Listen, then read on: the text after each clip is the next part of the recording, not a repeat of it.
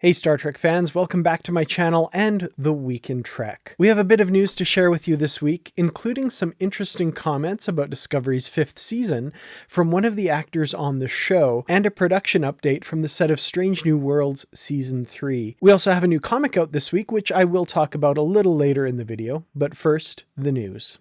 Are you telling me that no one from the Federation read my reports? If I don't send them, they don't read them. What about freedom of the press?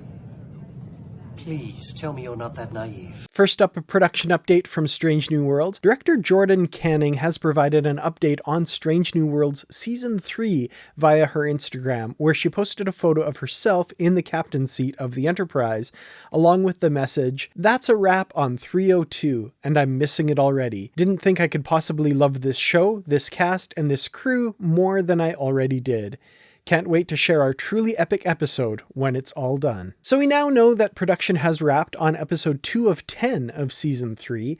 Filming on the 3rd season began back in December and is expected to wrap up towards the end of May. Originally, they were set to begin filming in May of 2023, but the production was, of course, delayed due to the twin Hollywood strikes last year. We don't yet have a premiere date for season 3, but the smart money seems to be on it appearing on our screens in 2025. So still quite a while to wait to see the resolution of the season 2 cliffhanger ending. Meanwhile, over on the Discovery side of things, the 5th and final season of that show has been in the can for some time, and we will be seeing the fruits of that labor on our screens beginning in April of this year. We do know a few things about the season, including the two villains, La'ak and Mol, played by Elias Toufexis and Eve Harlow. Recently, Elias Toufexis spoke with Trek Culture on YouTube, giving us a few details about the new season, while still remaining cagey about specifics. He talked a bit about the character he plays, La'ak. La'ak is not the Joker. He's not crazy. He's very stoic and tough. He's not big and crazy. This is not just a bad guy that is evil throughout. They go into why he's doing what he's doing, and Mol too, and why they love each other and how they fall in love. All that stuff, at least in my case, I played it completely genuine. It's a genuine love they have for each other, and they just want to do what they're going to do, and they want the Federation off their tail. That's what the story is about from our point of view. So there's many moments of love and romance, and also moments of fear and doubt. And so it's not just about him being angry all the time and evil. They're both layered characters, and they really get into that as the season goes forward, with sacrifices and battles and fights and love, true love. But they're still doing bad things, and they have to justify why they're doing those bad things. It's a whole layered thing. It was really, really fun to play. Another interesting tidbit is where he talks about how Season 5 features some big callbacks to Star Trek history. There are 2 really big callbacks to previous shows in terms of the storyline. So as a fan, I was like, oh, I love this.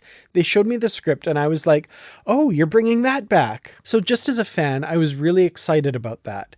I am not just saying this because I am in it. I feel like this season is so much fun. It sounds like Toufexis is a pretty big fan of Star Trek, and I love when fans get to live the dream of starring in Star Trek. This isn't actually his first time in Trek. He also voiced a character in the recent video game, Star Trek Resurgence. He also spoke about how his character in particular is tied to Trek lore as well. What my character turns out to be is huge for Star Trek. We'll talk after the season airs because you are going to want to talk specifics. And finally, he also made some comments about the format of the upcoming season of Discovery, saying that it has a bit more of an episodic structure than previous seasons. I think they also saw how Strange New Worlds went pretty big and fun, and I think they were like, let's try that now. We've done this and this and this, so let's go crazy fun too. There were a lot of crazy fun episodes. They are kind of splitting it so that they are doing the overarching story, but also within that overarching story, there are standalone episodes like Strange New Worlds. So the overarching story is there all the time. There are a couple of episodes that I am not in that are just a standalone, really cool adventure episode. They do that, and then by the end of the episode, there is a little button with me or something like that, and then the next episode is all about me. I think they are really finding a good balance this season. Definitely some interesting comments there, and I love that they're shaking up the format a bit. The season-long arc with each episode just being a chapter I know is tiresome for some. I in particular enjoyed it, but I also do appreciate them changing it up. For more from Elias Toufexis, check out the Trek Culture interview. I will have a link to it in the description below. Sometimes I think you North Americans read nothing but comic books and those ridiculous science fiction novels. Out this week is the 5th issue of the Star Trek Picard's Academy comic miniseries from IDW. Written by Sam Meggs with art by Ornella Greco, this is the penultimate issue in the 6-issue series, continuing young Picard's adventures as a cadet. Here's the synopsis. Starfleet's evasive maneuvers exam has turned into an actual battle for survival as Jean-Luc and his classmates find themselves facing the very real threat of death by vacuum of space.